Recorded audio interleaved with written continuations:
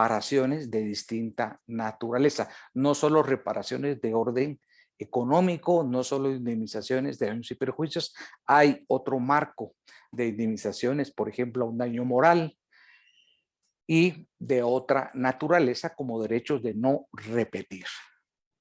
Por favor, Freddy.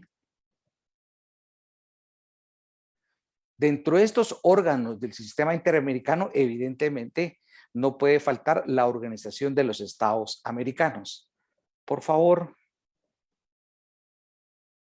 La Organización Internacional del Trabajo. ¿Qué es la Organización Internacional del Trabajo?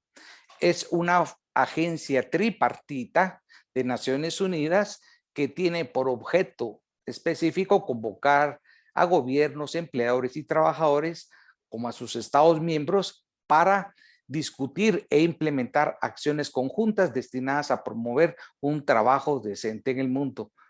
Un ejemplo y un instrumento paradigmático de aprobación de la Organización Internacional del Trabajo es el Convenio 169, estrechamente vinculado a la temática que estamos estudiando en esta tarde.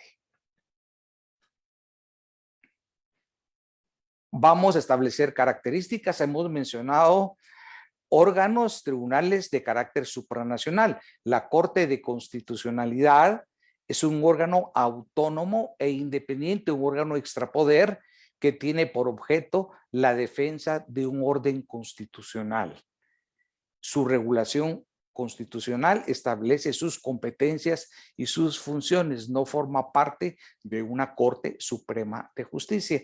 Y tengo que ser bien cuidadoso en delimitar la Corte de Constitucionalidad, porque si incurro en un leve error, el abogado mexicano con sobrada razón me va a llamar al orden por ser especialista en esta materia.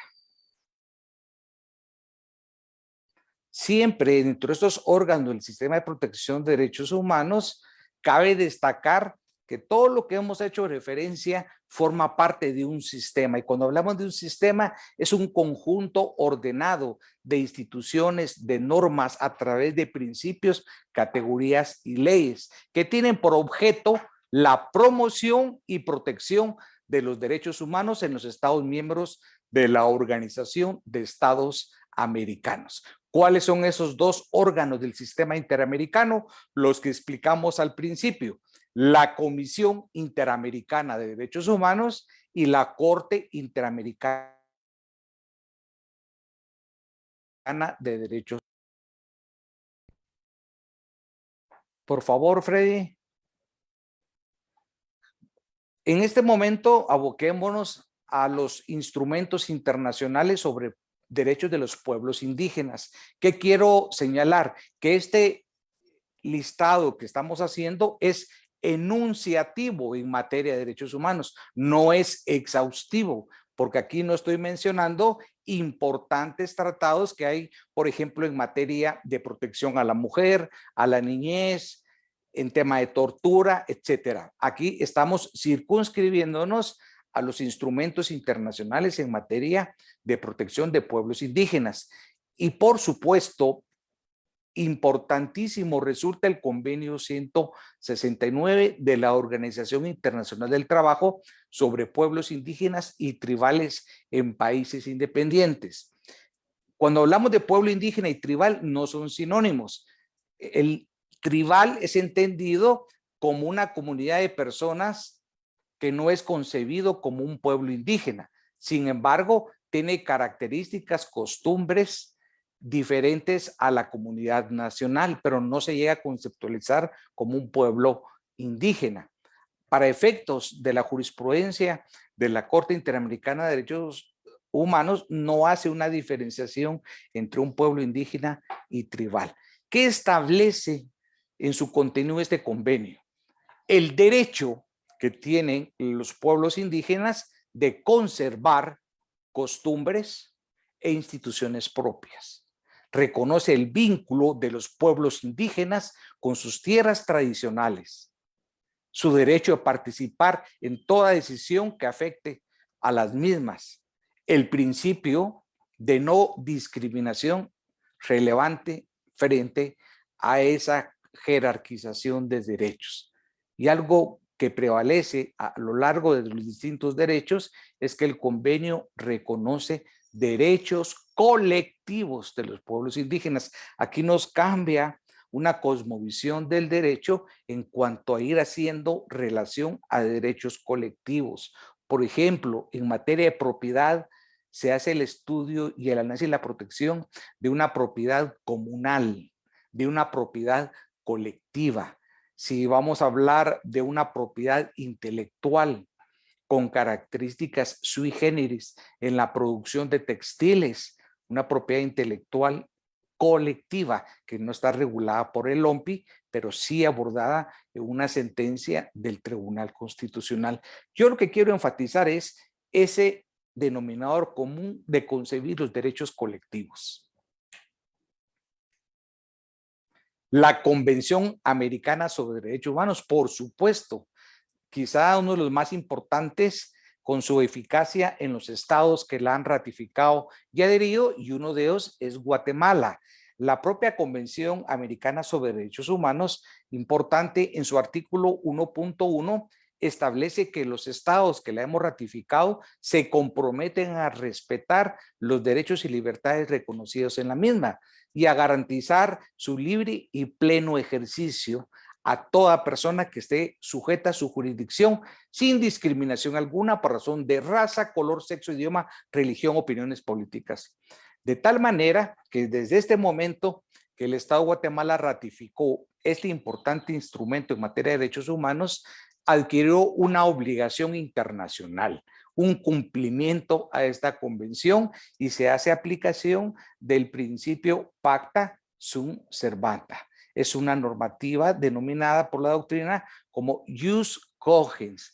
Los tratados son de cumplimiento obligatorio de los estados y en ningún momento el estado, por ejemplo, en una demanda que se le plantee, puede invocar su derecho interno como un argumento para incumplir un tratado internacional. En ningún momento es válido atendiendo los principios que hemos enunciado. Si alguien me preguntara, ¿esta normativa es concebida como derecho comparado? La respuesta es un rotundo no. Todas estas convenciones ratificadas que forman el corpus juris interamericano forman parte de nuestro sistema jurídico, se integran a nuestro bloque de constitucionalidad, no es derecho comparado. Su propia jurisprudencia es vinculante para nuestro sistema jurídico, por eso son normas jus cogens de cumplimiento obligatorio, hay una imperatividad. Por favor, Freddy. La Declaración Americana sobre Derechos Humanos también recoge el principio de no discriminación. Por favor, la Declaración de Naciones Unidas sobre los Derechos de los Pueblos Indígenas en el artículo 3. Importante, el principio de libre determinación de los pueblos.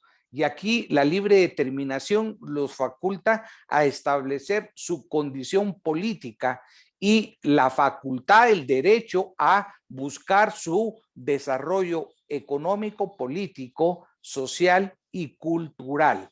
El mismo artículo 4 de esta Declaración de Naciones Unidas sobre Pueblos Indígenas establece el ejercicio a su libre determinación. Por favor, Freddy.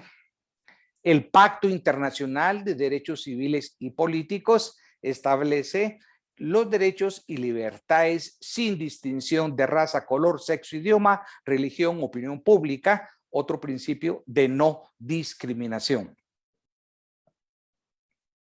Tenemos en este escenario de instrumentos internacionales, el Pacto Internacional de Derechos Económicos, Sociales y Culturales, la Convención Internacional sobre la Eliminación de todas las formas de discriminación racial y pronunciamientos también de los comités de Naciones Unidas y el relator especial de las Naciones Unidas sobre Derechos Humanos. Son otras autoridades que forman parte de ese sistema de protección de los derechos humanos a nivel interamericano. Los instrumentos internacionales que forman parte de nuestro sistema jurídico y son de cumplimiento obligatorio, nos conducen a afirmar que todos los estados tienen que tener presente en sus políticas, en su gestión de gobierno, la promoción, protección y desarrollo de los derechos humanos. Como un imperativo, no son facultades de orden discrecional. La obligación del Estado debe desarrollar la promoción, protección y desarrollo de los derechos humanos. También se encuentra desarrollado en nuestro texto fundamental. ¿Qué venimos explicando y desarrollando y la importancia, la vinculación de estos instrumentos internacionales a nuestro ordenamiento? Nos brindan estándares internacionales. Cuando hablamos de un estándar, hacemos referencia a parámetros que vamos a tomar en consideración, porque los estándares internacionales del Sistema Interamericano de Derechos Humanos son las buenas prácticas, son los parámetros, los contenidos mínimos que los estados deben tomar en cuenta al momento de interpretar, al momento de definir políticas públicas, al momento de impartir justicia, los cuales van a ser interpretados de una forma dinámica y progresiva. Es lo que explicábamos al día de hoy. El derecho es dinámico, hay contingencia en sus materias y en la interpretación jurisprudencial que se someten los asuntos a la competencia de una corte interamericana. No solo es dinámica, es progresiva, sino que también se configura la creación de determinadas instituciones jurisprudenciales que no están taxativamente reguladas en la Convención Americana. En esta dirección, establecemos que nuestra Constitución Política de la República de Guatemala, en el artículo 46, establece la preeminencia del derecho internacional y el artículo 44, los derechos inherentes a la persona, los derechos sobreentendidos. Un tema importante es la interpretación de estos tratados.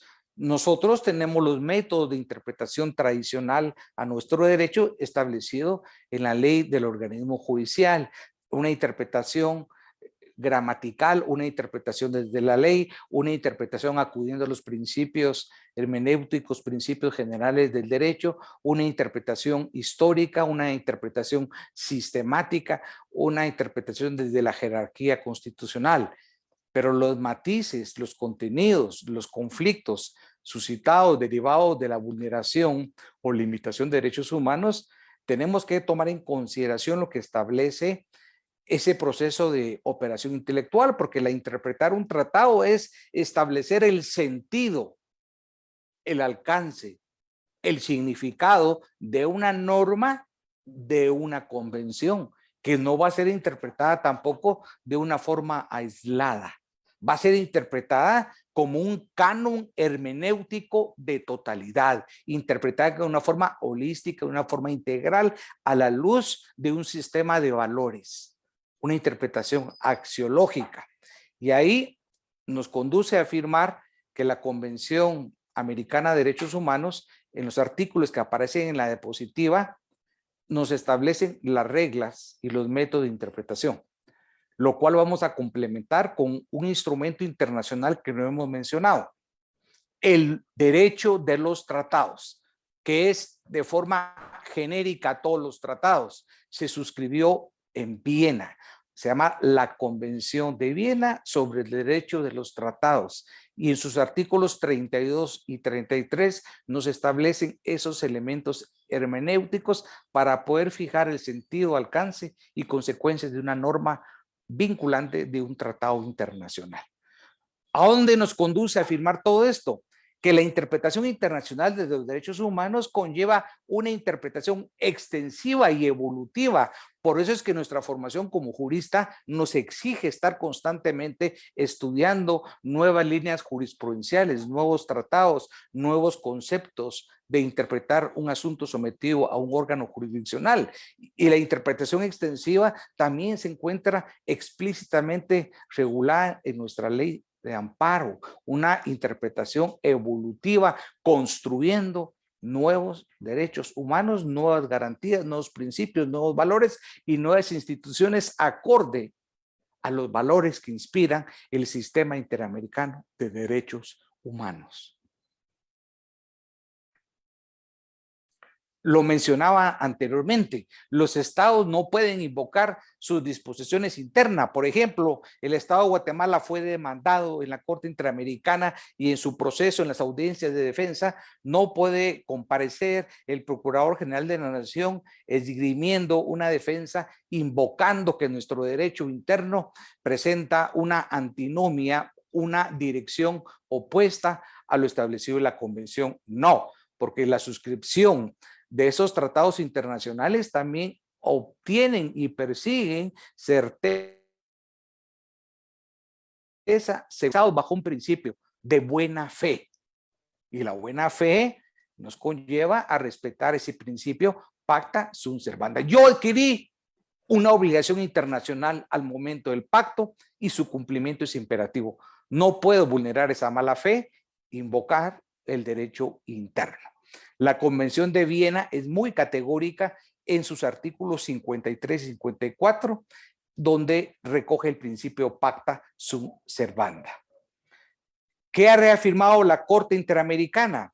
La obligación de tomar las medidas necesarias para dar un goce pleno y efectivo a los derechos y libertades consagrados en la Convención. ¿Qué significa esto?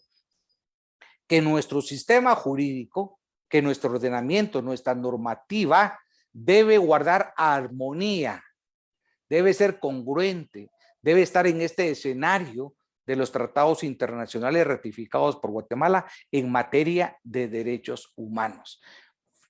Por esto es que en ciertos casos, cuando hay una omisión legislativa, la Corte Interamericana y nuestro Tribunal Constitucional ha establecido esa categoría de exhortar al legislativo a normar en una materia específica y hasta ciertas condiciones mínimas, como por ejemplo en esa propiedad intelectual que les hice referencia de los textiles, y así hay una cantidad de materias en materia del derecho de consulta, de tal manera que la inacción del legislador también conlleva un incumplimiento de una obligación internacional del Estado de Guatemala que puede ser sancionado oportunamente.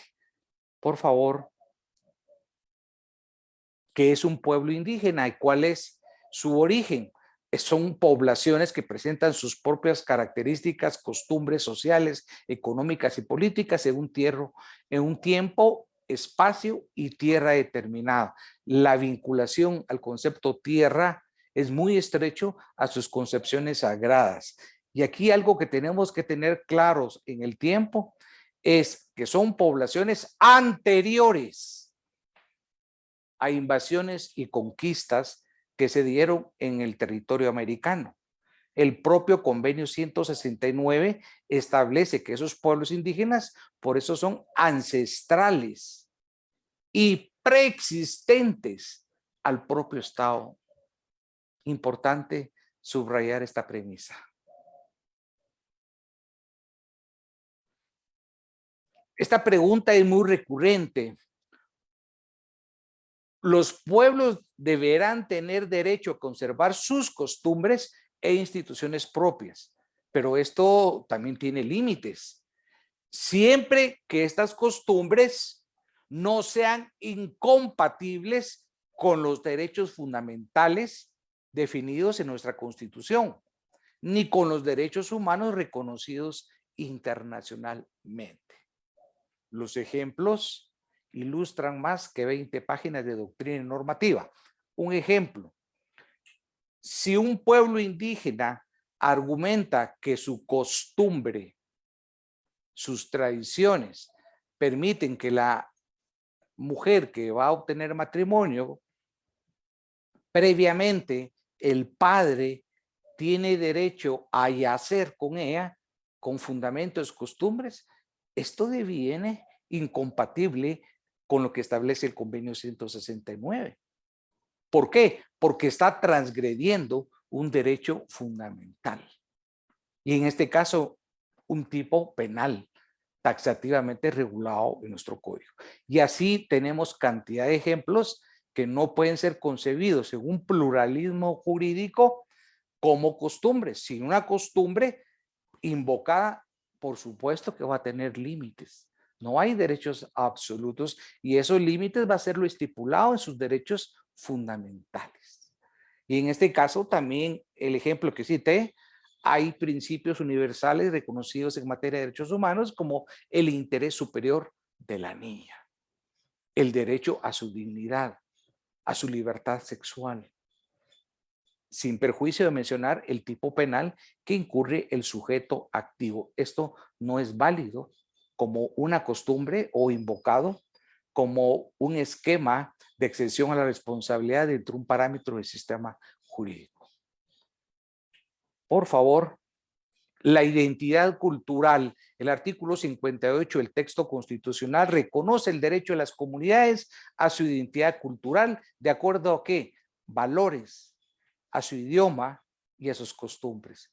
Si el texto constitucional está reconociendo sus valores, su idioma y sus costumbres, estamos advirtiendo que la costumbre viene a ser una fuente directa del derecho, a diferencia de lo que estipula nuestra ley del organismo judicial, que le viene a establecer una fuente subsidiaria o accesoria.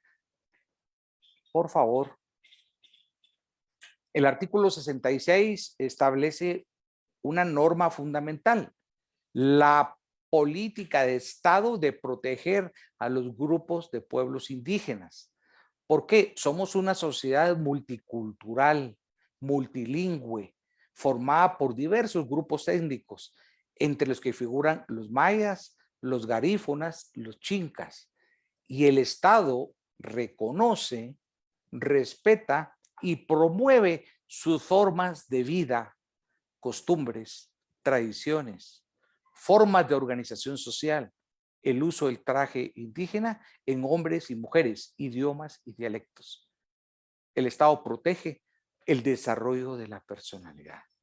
Esa es la aspiración en un texto constitucional. Si analizamos y hacemos un juicio de contraste con la realidad, observamos que mucho de estas garantías el Estado guatemalteco las incumple. Un ejemplo de actualidad y breve. La desnutrición crónica de las comunidades indígenas de Panzós, que están omnipresentes.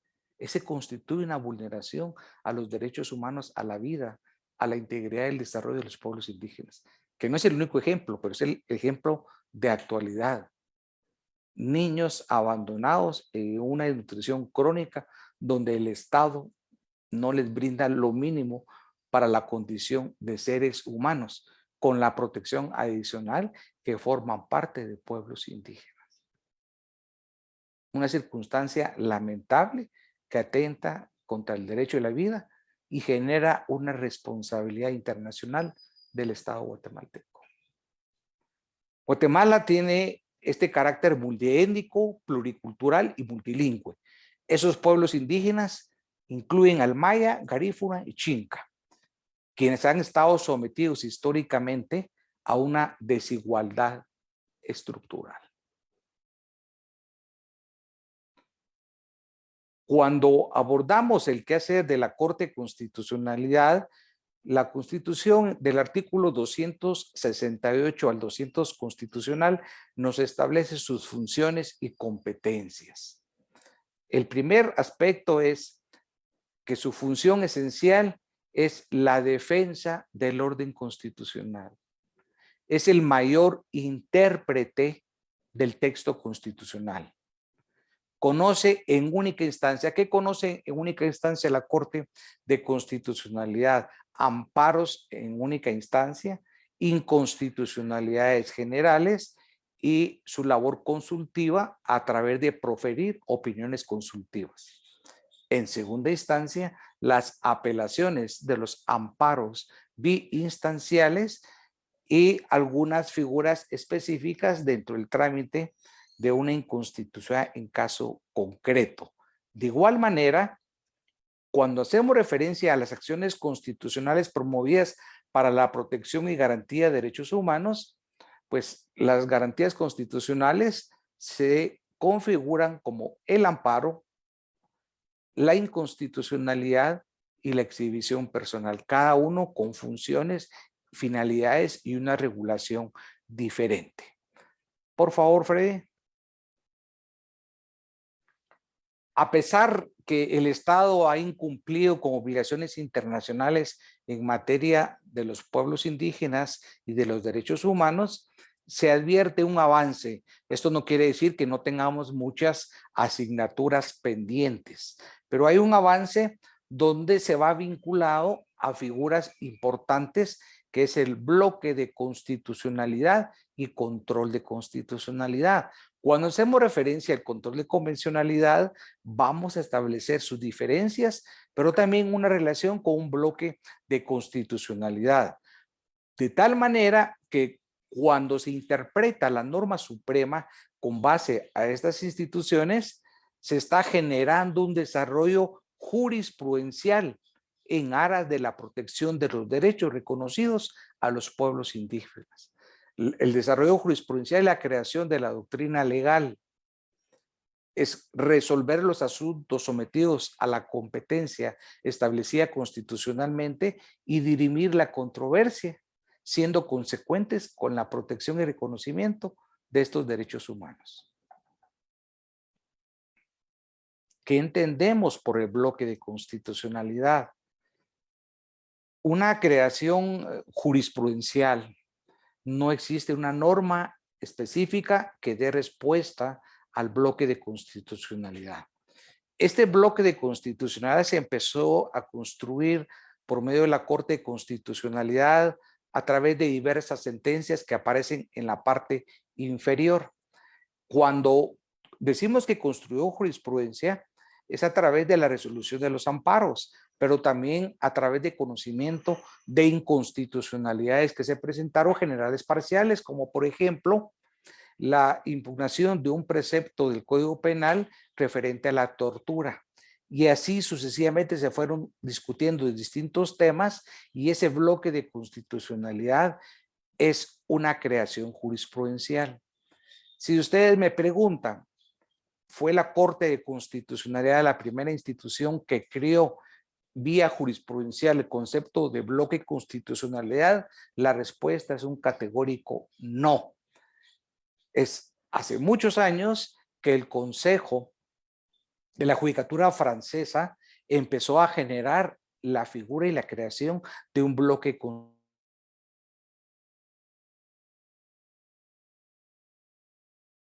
constitucionalidad, que si ustedes me dicen, ¿para qué sirve? Sirve como un elemento, como un canon, como un modelo de interpretación constitucional.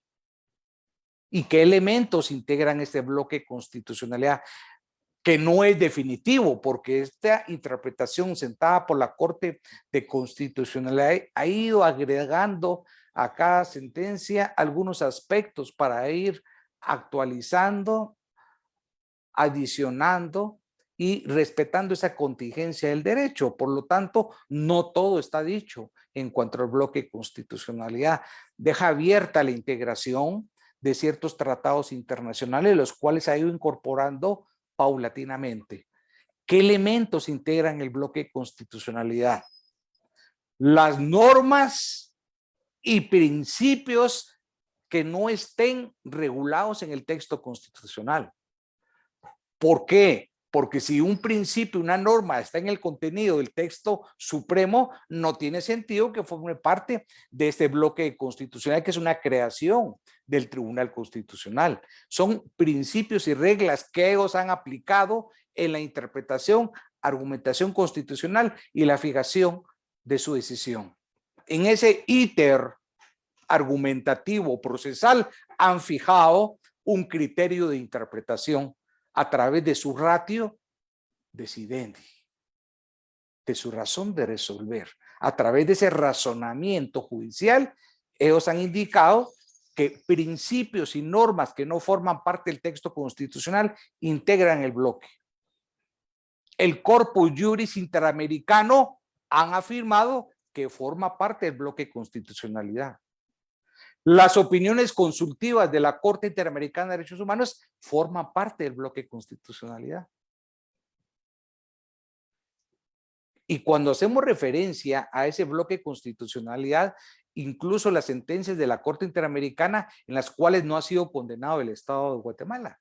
¿Por qué? Porque las sentencias, aunque haya sido condenado otro Estado, recoge estándares internacionales en materia de derechos humanos que deben ser aplicados por nuestros tribunales. Y por eso es que dije al principio que el bloque constitucional es un elemento de interpretación. Y en esa pirámide kelseniana se ve dañada aparentemente, pero lo que viene a ser el bloque es a consolidar esa pirámide y ubicarse al lado de ese texto constitucional y de un cumplimiento obligatorio a través de los procesos de interpretación. Y ya indiqué qué elementos los integra. Por favor, Freddy. El alcance, la trascendencia, las consecuencias, los efectos del bloque de constitucionalidad. Reconocer la jerarquía constitucional a los instrumentos internacionales en materia de derechos humanos. Es una figura de carácter eminentemente procesal, porque los instrumentos internacionales en materia de derechos humanos componen, integran, forman parte de ese parámetro. ¿Para qué? Para ejercer el control constitucional del derecho interno. Diferente es el control constitucional al control convencional y al control de legalidad. Un importante método de interpretación constitucional. Ya entrando en materia del control convencional, nos hacemos la primer interrogante. ¿En qué consiste el control de convencionalidad? El control de convencionalidad también es una operación intelectiva que se realiza por la autoridad al momento de contrastar y verificar que un acto de aparente violación del Estado transgrede la Convención Americana. Y si lo logra acreditar a través de esa parificación argumentativa, establecer la simetría, puede determinar que hay una responsabilidad internacional del Estado. Y en ese caso se está ejerciendo control de convencionalidad, porque lo que se busca es la primacía de la Convención Americana de Derechos Humanos. Cuando hacemos referencia a control constitucional, nuestra pretensión esencial es buscar la jerarquía y el respeto al principio de supremacía constitucional, 44, 175 y 204 de la Constitución. En el control convencional, no, buscamos la primacía de la Convención. Por favor, Freddy. ¿Cuáles son los ámbitos o las clases de control de convencionalidad? Pues en este diagrama trato de presentar una vertiente, la internacional. Son dos. El control convencional ejercido en el ámbito concentrado por la Corte Interamericana de Derechos Humanos. Un control internacional. Pero también se ejerce un control convencionalidad interno. El difuso, el derivado. La primer ola de jurisprudencia de la Corte Interamericana sostuvo una tesis central. Y esa tesis, que ha sido superada, señaló en principio que los jueces nacionales, en sus distintos multiniveles, ya en jerarquía de terminología procesal, en sus distintas competencias, están obligados a aplicar control convencional. Pero una segunda ola de tendencia jurisprudencial realiza una ampliación, una innovación, un cambio a esa disposición. La tesis jurisprudencial vigente de la Corte Interamericana señala que en el ejercicio del control interno ya no solo están facultados los jueces en el ejercicio de sus competencias. Actualmente, toda autoridad, todo funcionario público está obligado a ejercer control convencional en el marco de sus competencias. Cambio jurisprudencial. Por eso es importante eventos de estos de formación para poder actualizar las líneas jurisprudenciales generadas por esa innovación.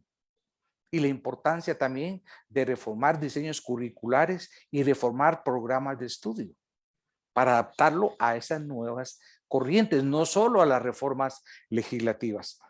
En conclusión, los ámbitos, las vertientes o clases de control de convencionalidad son dos.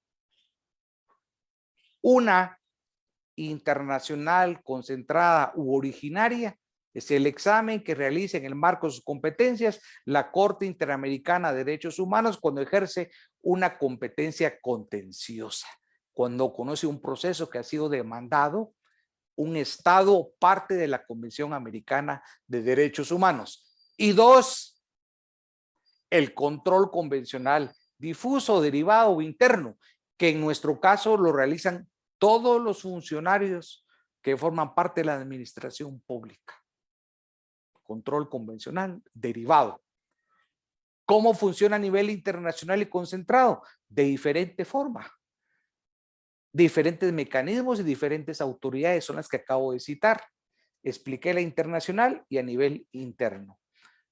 En Europa funciona de una forma distinta. La figura que aparece en esta diapositiva es la Corte Interamericana de Derechos Humanos aplicable al sistema interamericano.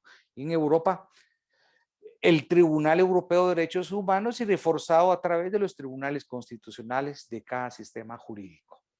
Por favor, Freddy. ¿Cuál es el objeto, la finalidad fundamental del control constitucional? 4 finalidades. Respetar y cumplir el contenido de los tratados internacionales. 2. Respetar y cumplir el contenido de la jurisprudencia emanada. Ya sabemos de quién emana la jurisprudencia.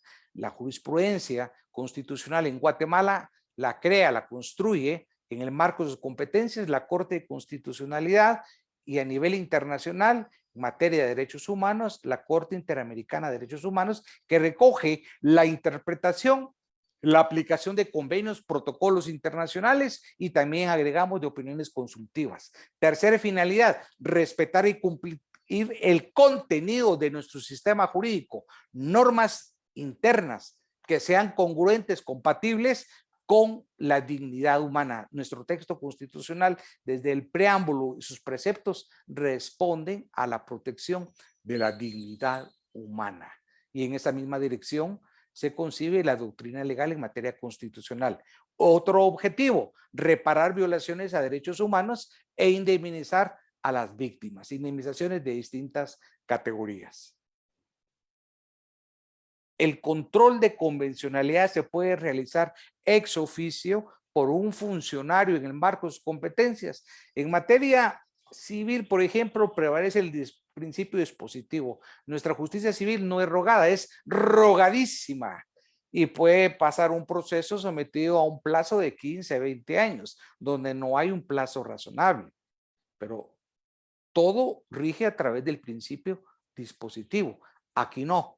Aquí, por la propia naturaleza de los bienes jurídicos tutelados que son en materia de derechos humanos, ese control convencional se debe realizar ex oficio por cada funcionario. Ahí la importancia de que nuestros funcionarios, no solo jueces, tienen que estar formados, entender, conocer el sistema interamericano de derechos humanos, la normativa, para poder aplicar el control convencional y respetar estas convenciones de las cuales Guatemala tiene la obligación internacional. Si no lo conocen en su práctica cotidiana, ¿cómo van a poderlo aplicar ex oficio? Y esa es una de las grandes deficiencias de nuestra administración pública. Por consiguiente, establecemos que el control convencional no solo en Guatemala se ha incorporado sustancialmente a estas jurisdicciones latinoamericanas. Importante señalar que viene a manifestarse en una fuente principal para la interpretación del derecho internacional de los derechos humanos. Una fuente directa, valorando y examinando los actos de la autoridad interna, es lo que yo llamé los actos de violación, pero los va a valorar, los va a examinar, los va a contrastar a la luz de qué. ¿Cómo va a ser el juicio de contraste? El acto de violación con el bloque de derechos humanos, con ese corpus juris interamericano, que está integrado por los tratados, jurisprudencia, opiniones consultivas, protocolos adicionales. ¿Qué consecuencias se derivan? Pues depende del tipo de control convencional. Si hablamos de un control de convencional realizado internacionalmente por la Corte Interamericana de Derechos Humanos, estas sentencias establecen un efecto vinculante para Guatemala. Es decir, su consecuencia jurídica genera el cumplimiento de esas disposiciones, de esas decisiones judiciales. Lo mismo surge en nuestro sistema jurídico. El control convencional derivado o interno se genera de un cumplimiento obligatorio. Su cumplimiento de esas decisiones son vinculantes. Es más, no solo cumplimiento obligatorio, estamos hablando después de esa etapa de decisión judicial, pero aquí resaltemos el proceso de conocimiento de un asunto sometido a la competencia. Este elemento importante va a formar parte del elemento cognoscitivo del juez. Desde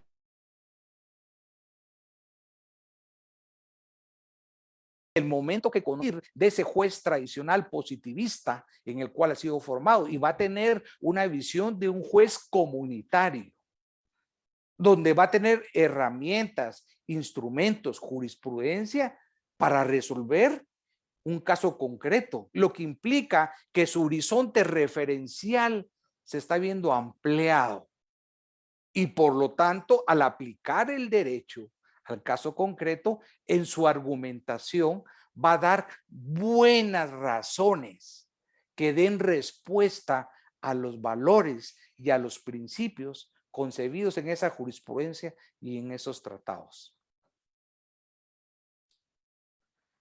Voy a ir muy rápido al respecto. Hay una publicación que pueden consultar en la Corte, en la página de la Corte de Constitucionalidad, donde están todas las referencias de las sentencias y pueden consultar su contenido. Yo, por razones didácticas, lo que hice fue integrar las categorías de protección.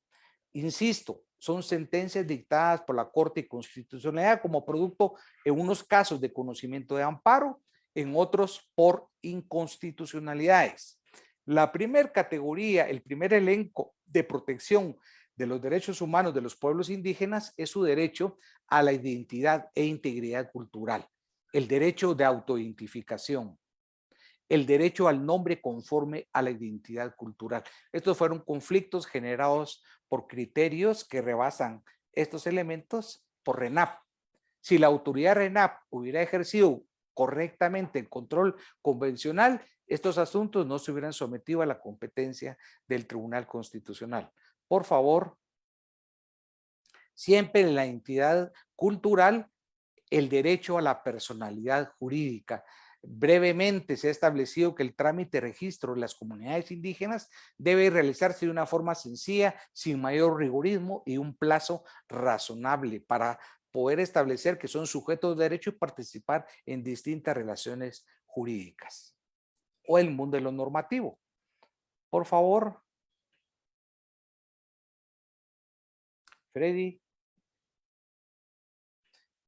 Siempre en el marco de las sentencias dictadas por la Corte de Constitucionalidad al momento de ejercer control convencional, ha establecido el respeto de los pueblos indígenas a su identidad e integridad cultural y a la no discriminación.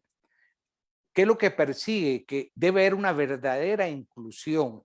Por eso es que las políticas públicas no se pueden elaborar o no se deben elaborar desde un escritorio, tienen que ser consensuadas, tienen que ser elaboradas desde las necesidades de estos pueblos indígenas para que esos mecanismos que se van a crear como políticas públicas respeten los procesos de identidad e integridad. ¿Para qué? Para lograr una verdadera y genuina democracia participativa. Es necesario conferirles a las comunidades indígenas intervención por sus propias instituciones representativas. También en el marco de las sentencias dictadas por la Corte de Constitucionalidad al ejercer el control convencional, tenemos como parte de la identidad e integridad cultural los siguientes casos concretos. reconocimiento de su derecho a revitalizar, utilizar y transmitir los idiomas indígenas. El derecho a una educación bilingüe, multilingüe. ¿Qué significa? Que hay un reconocimiento expreso a través de estas sentencias de estos derechos.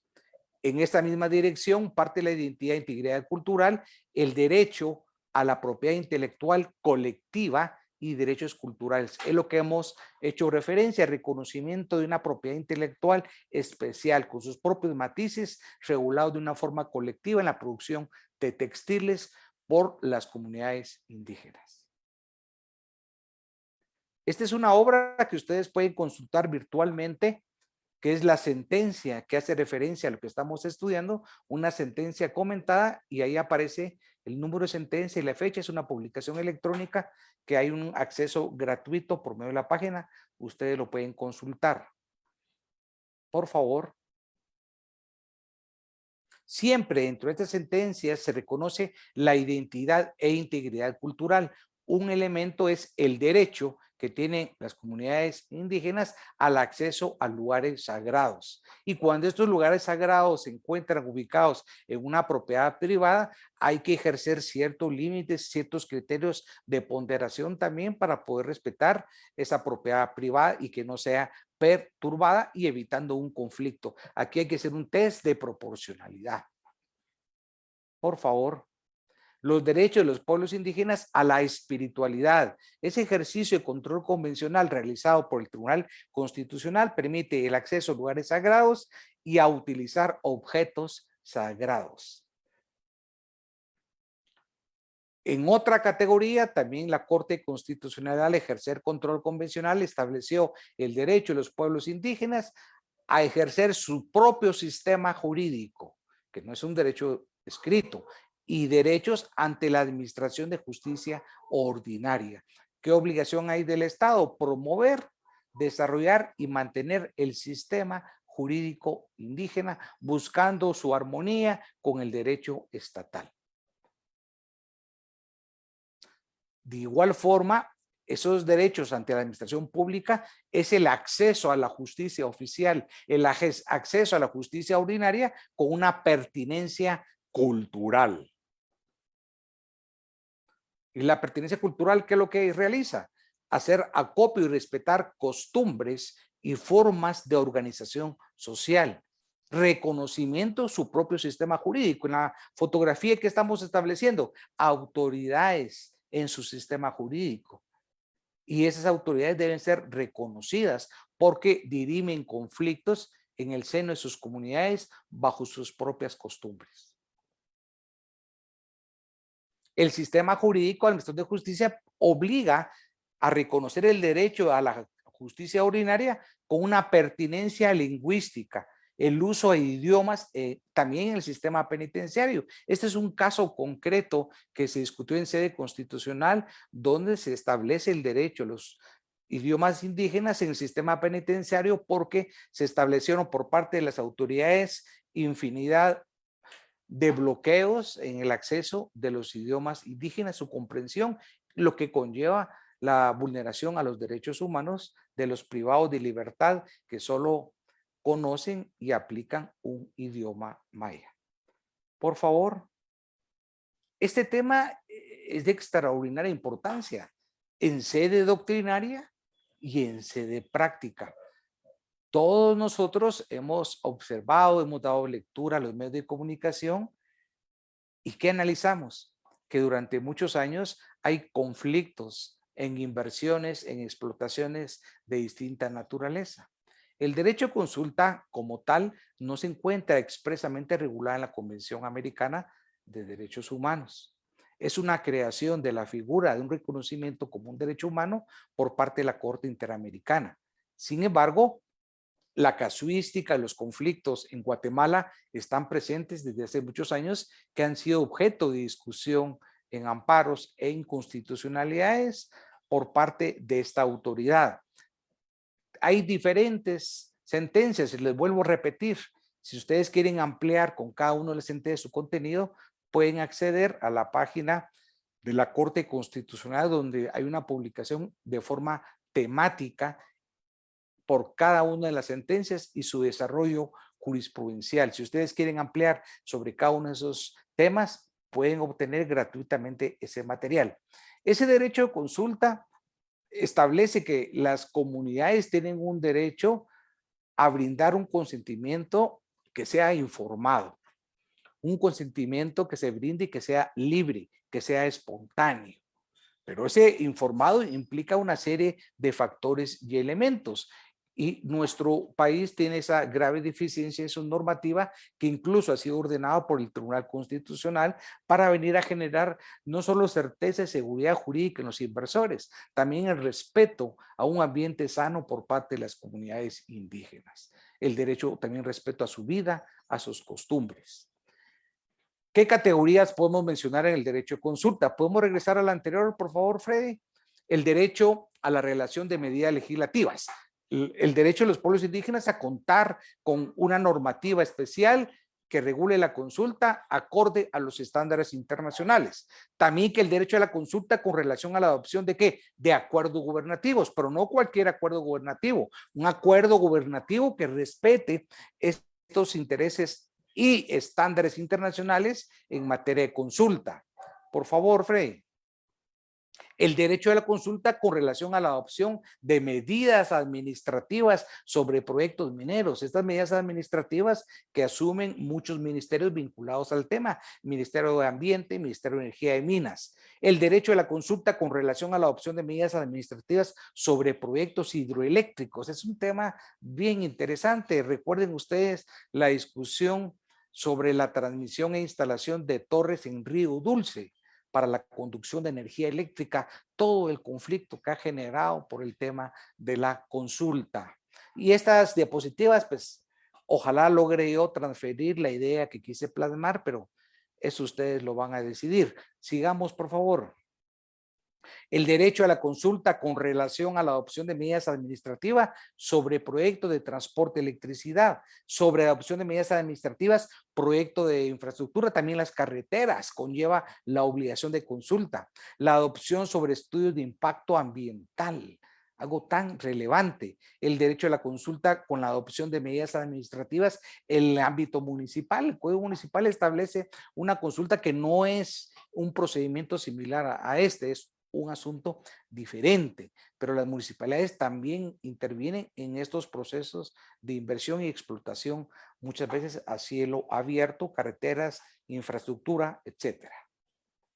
Por favor, la consulta de vecinos con relación a la adopción de medidas administrativas en el ámbito municipal sobre proyectos mineros. No solo eso, también sobre construcción de cualquier proyecto que pueda dañar el ambiente, el agua, pozos. Tenemos el caso actual,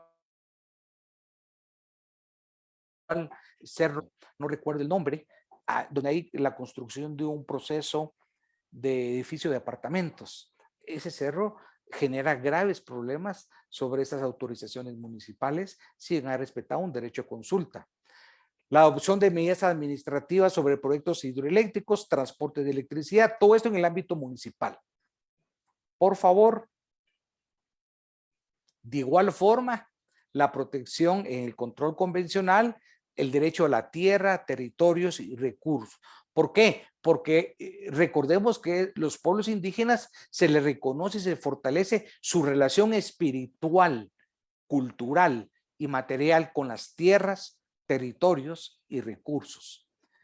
Esto implica el reconocimiento legal a las diversas formas de propiedad comunal o colectiva, la protección a un medio ambiente sano, la restitución de tierras y reparación.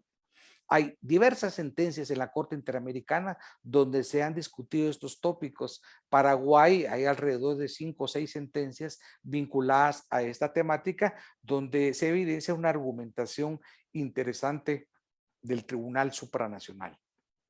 Por favor. El derecho de los pueblos indígenas a la libertad de expresión. En este caso, es una sentencia de la Corte de Constitucionalidad, pero va en la misma dirección que una sentencia de la Corte Interamericana por asuntos diferentes. Lo que se discute es que las comunidades indígenas deben tener acceso a las radios comunitarias y se exhorta al legislador a que regule en esa dirección y no se criminalice o penalice esta situación como parte de una libertad de expresión de los pueblos indígenas. El derecho a las mujeres indígenas a la salud sexual y reproductiva, con pertinencia cultural. El tema, por ejemplo, las comadronas. Tiene que darse ese perfil de pertinencia cultural, sentado por la Corte Constitucional en casos puntuales al ejercer control convencional.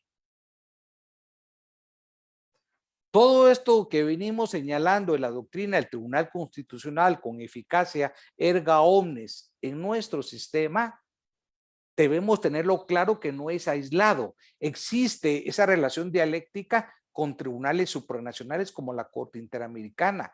Es lo que los autores le llaman diálogo jurisprudencial. Ustedes pueden observar la foto de esa revista que la pueden adquirir en Google de forma gratuita. Se llama El Diálogo Jurisprudencial, hace un análisis de la jurisprudencia relativa al derecho internacional de los derechos humanos por parte de la Corte Interamericana de Derechos Humanos y la vinculación y los diálogos con los tribunales nacionales. Al hablar de diálogo, estamos haciendo referencia a que debe haber una fuente de reconocimiento e interpretación del corpus juris interamericano de conformidad con sus estándares, criterios y normativa. No podemos hablar de antagonismo entre estos órganos jurisdiccionales. ¿Por qué? Porque nos permite construir un sistema de protección multinivel en diferentes competencias, jerarquías, en todos los niveles jurisdiccionales va a estar protegido el sistema de derechos humanos a través de un diálogo constructivo jurisprudencial entre cortes nacionales y los tribunales internacionales. Esto nos cambia la forma que hemos sido educados en derecho procesal y en conceptos como, por ejemplo, en teoría del Estado de soberanía. Aquí conlleva cambios estructurales en esa concepción. Por eso señalaba que el derecho es cambiante, dinámico, contingente, que nos obliga a conocer estos nuevos postulados y formas de impartir justicia y qué es un sistema. Todo lo que hablamos es un sistema debidamente ordenado, jerarquizado y regulado. En la jurisprudencia de la Corte Interamericana ha explicado sobradamente esos criterios de interpretación en los casos sometidos a conflictos de pueblos indígenas o tribales. ¿Qué ha subrayado a lo largo de la jurisprudencia de la Corte Interamericana? El principio de igualdad y la no discriminación y el impacto de la identidad cultural en el proceso interpretativo. Estos son como los ejes transversales que la Corte ejerce al momento de solucionar un caso sometido a su competencia. Los informes de la comisión, aquí estamos hablando de un órgano diferente a la Corte. La comisión realiza informes y la Corte Interamericana realiza competencias consultivas y contenciosas. Pero en la parte contenciosa, la Corte Interamericana y los informes de la comisión hacen referencia muy frecuente al tema del derecho de consulta previa, de una consulta informada, libre y espontánea, que tienen los pueblos indígenas respecto a su territorio. La publicación que aparece en la izquierda, también ustedes pueden acceder de forma gratuita, aborda el derecho a la libre determinación de los pueblos indígenas y tribales y con esto van a poder ampliar y fortalecer su lectura sobre este tema. Esto ya lo venimos explicando, pero era necesario, antes de abordar rápidamente las sentencias de la Corte Interamericana de Derechos Humanos en materia de control convencional a los pueblos indígenas, es importante refrescar y recordar ese proceso que realiza la Corte Interamericana al someter su competencia contenciosa. Es un proceso intelectivo que realiza una compatibilidad, el contraste. El primer acto en ese proceso intelectual es determinar, establecer el acto de violación del Estado, que puede ser un hecho interno, alguna norma jurídica que presente una antinomia con la Convención Americana, una norma nacional que restrinja, conculque, limite o viole el texto americano, un acto administrativo, una decisión como por ejemplo el RENAP, en los casos que citamos anteriormente de violación a la identificación y a la pertinencia cultural, ese acto administrativo va a ser juzgado por una corte interamericana cuando se agote la jurisdicción interna.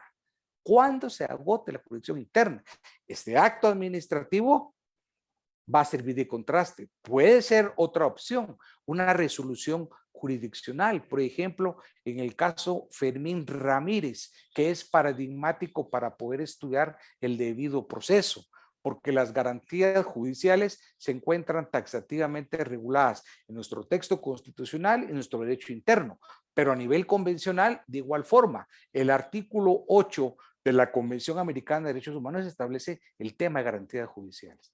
Cualquiera de estas opciones que hemos explicado puede ser una violación del Estado. Y esa violación del Estado, ese actuar del Estado, que es inconvencional por violar una obligación internacional, la Corte la va a confrontar. Ya tenemos este primer escenario, estos elementos. Aquí tenemos un segmento del acto de violación, cualquiera de estas opciones. En ese proceso intelectivo, los jueces que conforman la Corte Interamericana lo van a contrastar.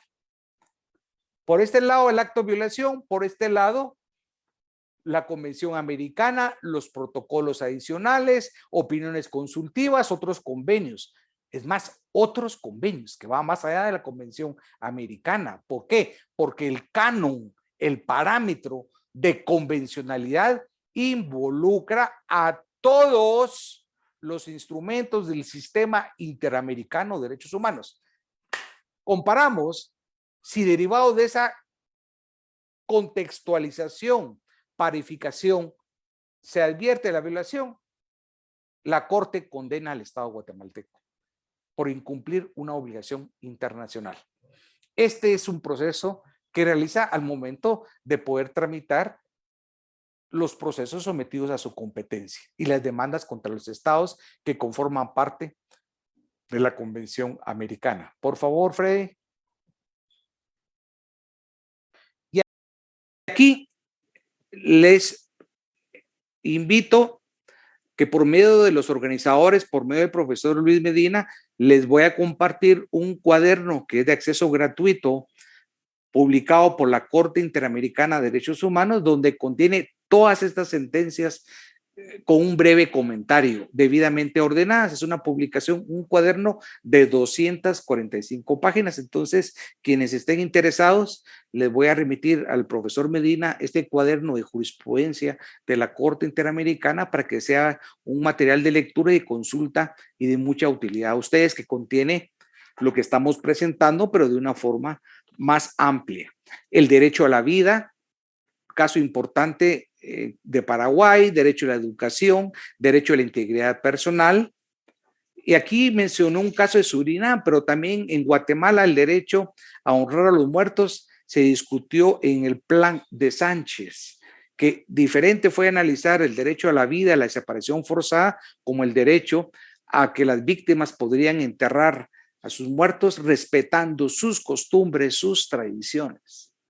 Decía en esta sentencia, esta comunidad, en el caso de Surinam, en su cosmovisión de la vida, esta frase: solo los indignos no son objeto de un proceso de entierro conforme a las costumbres y la cosmovisión de estos pueblos indígenas.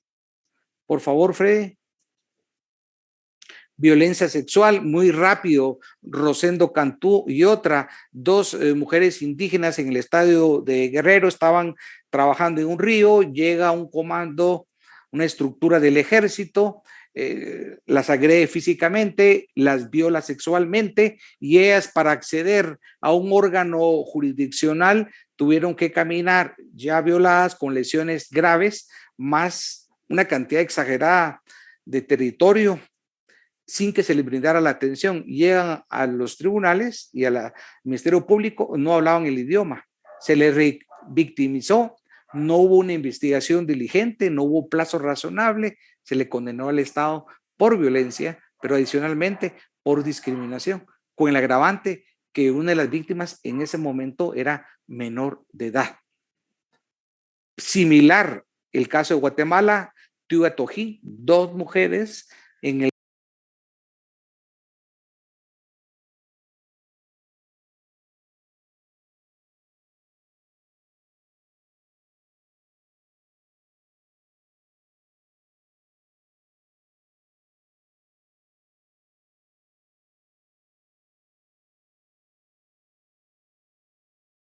caso de desaparición forzada, condenado al Estado de Guatemala a distintos tipos de familia, una cosmovisión diferente a la familia regulada tradicionalmente desde una perspectiva civil, que se limita al núcleo familiar.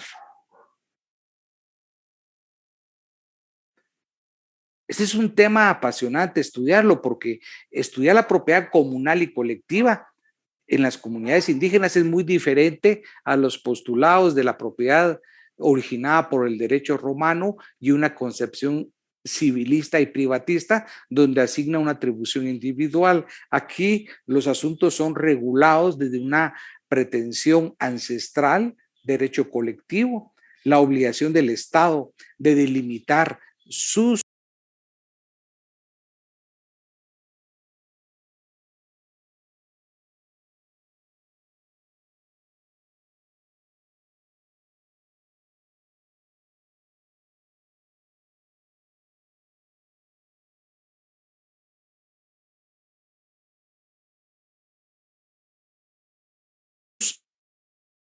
extensiones, generar procesos ágiles y sencillos con certeza y garantía.